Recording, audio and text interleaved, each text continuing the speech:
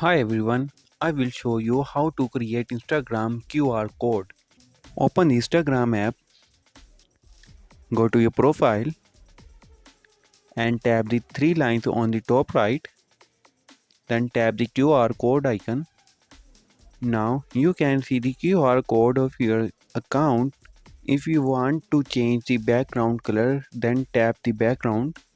Now if you want to change your background emojis, then tap the background. If you want to change the background, then tap here and take a picture of yourself. Now if you want to share your profile, then tap the share icon. If you want to copy your link, then tap here. If there is a problem with this video, so ask in the comment. Any problem related to social media and internet, let us know in the comment bar so we can make a video on it.